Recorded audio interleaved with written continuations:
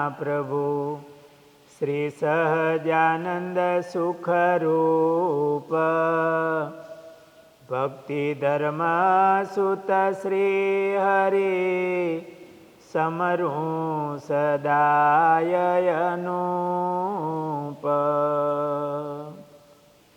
બોલો સ્વામિનારાયણ ભગવાનની જય.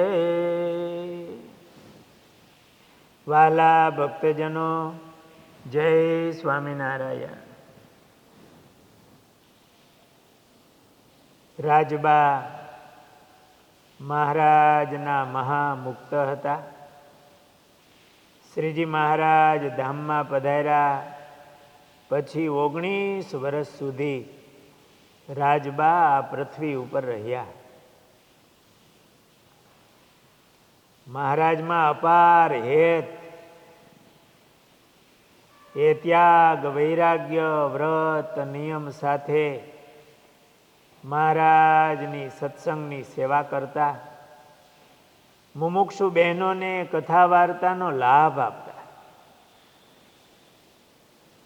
એમની આયુષ્ય પૂર્ણ થઈ, શરીર અશક્ત થયું.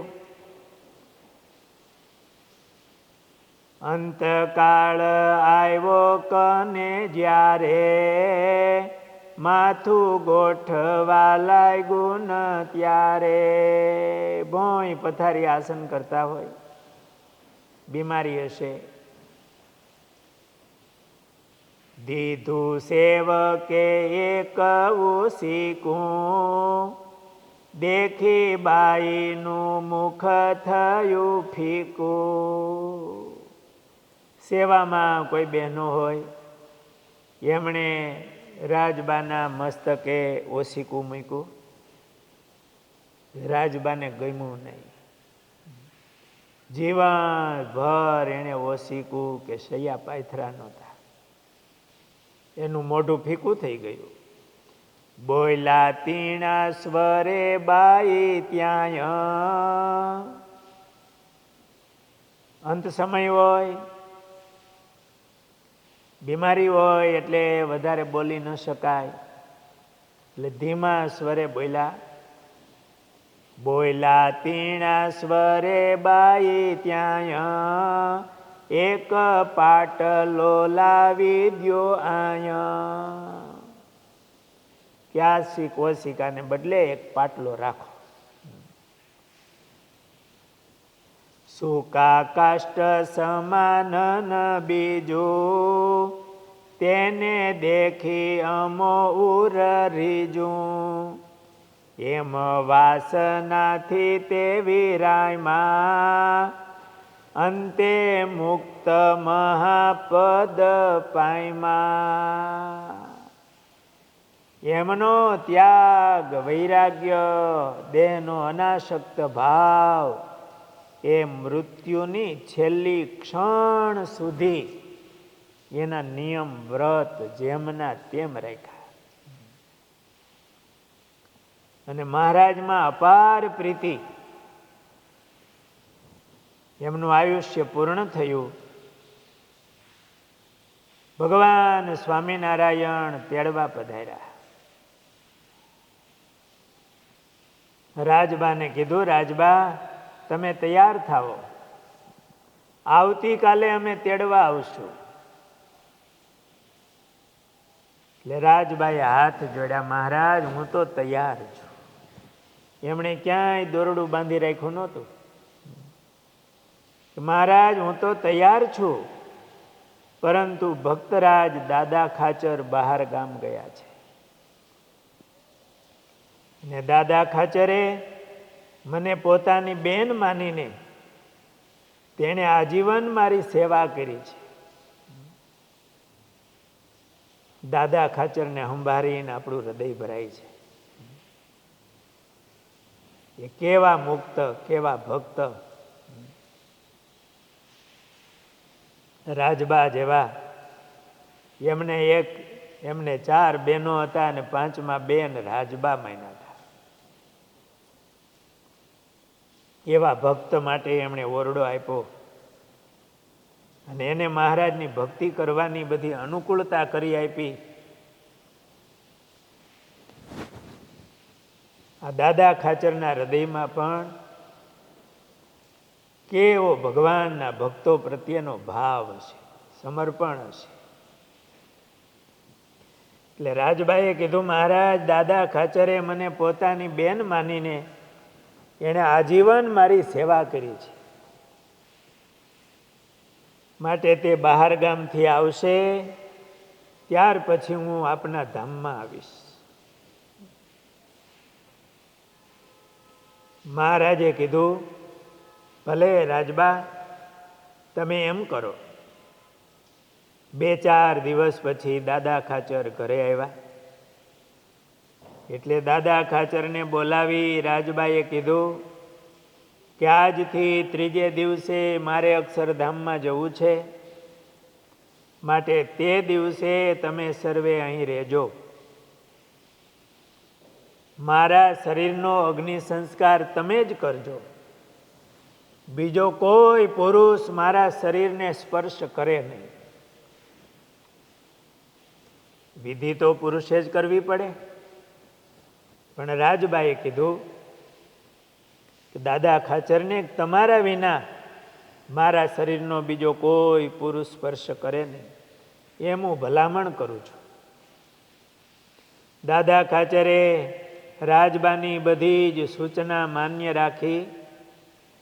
રાજબાના કહેવા પ્રમાણે એ સમયે સૌ ભેગા થયા.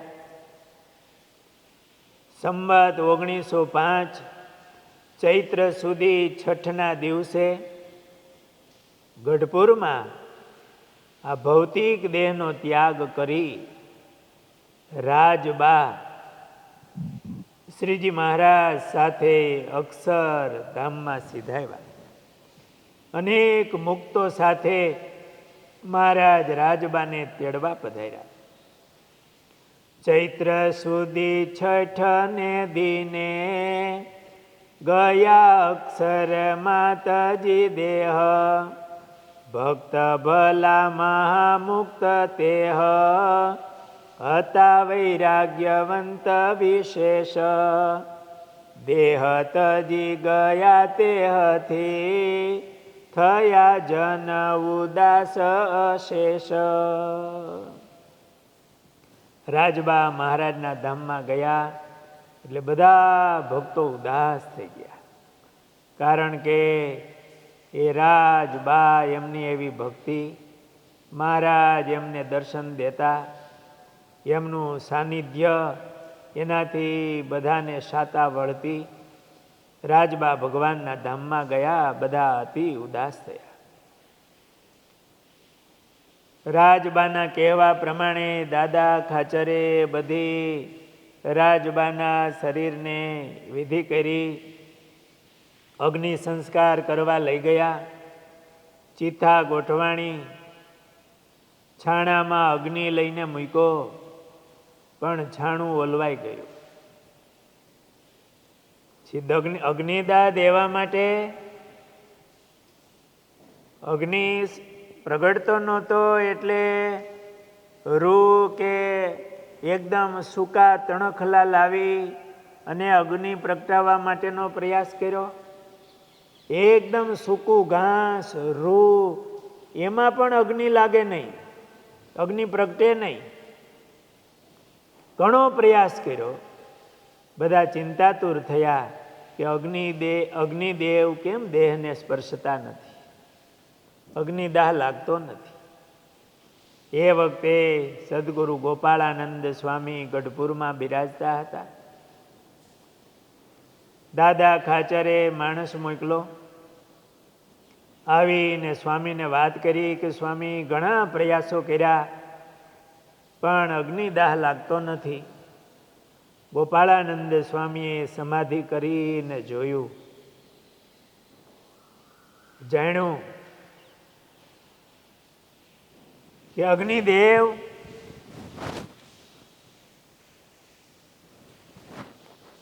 ડરે છે કે આ રાજબા નખશીખ પવિત્ર છે. અગ્નિદેવને એવી ભ્રાંતિ હતી કે હું જો રાજબાના દેહને સ્પર્શ કરીશ તો બા મારા ઉપર નારાજ થશે, તેથી તે સ્પર્શતા નહોતા. મારું તેજ ઝાંખું થઈ જશે. પછી સ્વામીએ અગ્નિદેવને કહ્યું કે રાજબા તો ધામમાં ગયા છે, તેના દેહને સ્પર્શ કરશો તો બા નારાજ નહીં થાય. આ તો ફક્ત એમનું પંચભૂતનું ખોળિયું છે, એનો સ્પર્શ કરવામાં બાધ નથી. આવી ગોપાળાનંદ સ્વામીએ અગ્નિદેવને પ્રાર્થના કરી. સ્વામીએ પેલા માણસ આવ્યા એના દ્વારા કહેવડાવ્યું કે દાદા ખાચરને કહેજો અગ્નિદેવને વિનંતી કરી અને અગ્નિદાહ મૂકે. સ્વામીના કહેવા પ્રમાણે દાદા ખાચરે અગ્નિદાહ મૂક્યો ને સૌને આ આશ્ચર્ય વચ્ચે એકદમ અગ્નિ પ્રજ્વલિત થયા અને ભડ ભડ ભડ કરતી ચિતા સળગવા લાગી. ચિતામાંથી ચંદનની સુવાસ ઉઠી. આ રાજબાએ મહારાજની એવી ભક્તિ કરી હતી, મહારાજમાં એવી પ્રીતિ હતી કે મહારાજના સંબંધે કરીને પણ એનું પંચભૂતનું ખોળિયું હતું ને એ નિર્ગુણ ભાવને પામી ગયું હતું. એમના શરીરમાંથી ચિત્તામાંથી ચંદનની સુવાસ ઉઠી, સમગ્ર વાતાવરણમાં એ પસરી. આકાશમાંથી અક્ષર મુક્તોએ દિવ્ય પુષ્પોની વૃષ્ટિ કરી હતી અને સતી રાજબાઈના દેહને વધાવ્યો હતો. આ રાજબાનું સત હતું. રાજબાની ઈચ્છા પ્રમાણે દાદા ખાચરે એમનો અગ્નિ સંસ્કાર કર્યો.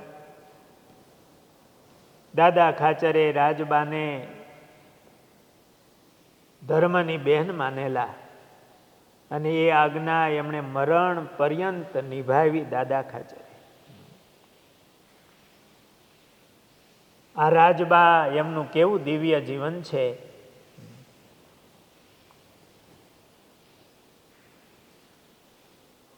એમનું કેવું સત. સ્વામિનારાયણ ભગવાનના આશ્રિતો એવા અનેક સ્ત્રી ભક્તો હતા, એકથી એક ચડિયા હતા. આ રાજબા, જીવુબા, લાડુબા, રામબા, બીજા પણ આ સત્સંગમાં એવા સ્ત્રી ભક્તો જે ઉદયપુરના જમકુબા, જે માતાજી લાધીબા, એમના પ્રસંગો પણ અદ્ભુત છે. આ રાજબા એ તો એક મહાસતી દેવી થઈને પૂજાય એવું એમનું સત. આવા અદ્ભુત પ્રસંગો એ ભવિષ્યના પૂર્વના ઇતિહાસોમાં પણ મળે કે ન મળે. આ સ્વામિનારાયણ ભગવાન એમનો પ્રતાપ, એ મૂર્તિનો પ્રતાપ, એમની ઉપાસના, એમની ભક્તિથી આ શક્તિઓ આવી હતી અને એમની શક્તિ, એમનો પ્રભાવ એ એમના જીવનમાં આપણને દેખાય છે. તો સ્વામિનારાયણ ભગવાનના તેજ પ્રભાવમાં એમના ઐશ્વર્યો એ ઢંકાયેલા છે. સ્વામિનારાયણ ભગવાનના ચરણમાં એમની ઉપાસના કરનારા આવા મહાસતીઓ હતા. રાજબાઈએ જીવન પર્યંત મહારાજની એવી ભક્તિ કરી.